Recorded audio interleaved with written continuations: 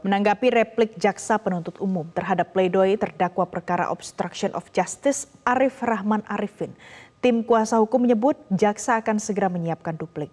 Penasehat hukum akan segera menyiapkan duplik. Menurut kuasa hukum Arif, ada dakwaan jaksa yang tidak dibuktikan.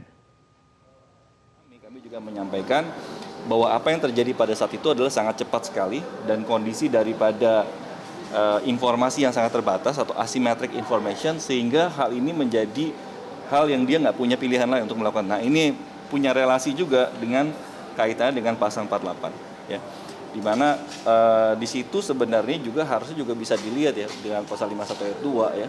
Tadi sebenarnya secara sekilas juga JPU menyatakan ya bahwa memang ada salah kira gitu, nah dwelling gitu di dalam beberapa syaratnya. Nah, ini kami perlu jelaskan lagi nanti di dalam duplik kami berkaitan dengan teori pasal 48 dan bagaimana keadaan daripada secara faktual yang terjadi dengan Arif. Kan tetapi ini dikonfirmasi ya. Saya hal yang menarik adalah bahwa JPU mengkonfirmasi bahwa memang dakwaan kedua subsidiar, dakwaan kedua primer maupun dakwaan ke-1 subsidiar itu tidak dibuktikan. Kenapa? Karena kan dakwaannya kan disusun secara alternatif. Gitu. Dakwaan secara alternatif itu maka secara vis-a-vis jaksa akan hanya membuktikan pasal yang dianggap terbukti.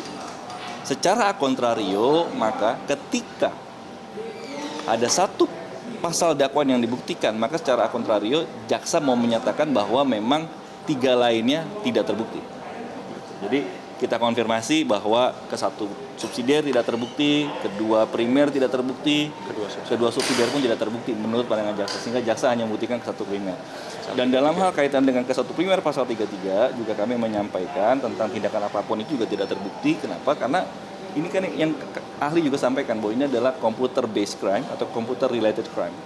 Nah, dalam hal ini kita bisa melihat bahwa tindakan yang bersifat fisik itu tidak bisa dipersamakan dengan pasal 33 Undang-Undang ITE. Sehingga dalam hal ini kita bisa lihat lagi bahwa apa yang dilakukan itu tidak terkait dengan sistem informasi gitu. Jadi ini ada beda lagi ya yang harusnya dilihat juga. Sehingga dalam hal ini kalau memang jaksa sependapat gitu ya dengan kami, dan kami juga sependapat kalau memang ke-1 subsidiar, kedua primer dan kedua subsidiar memang tidak terbukti.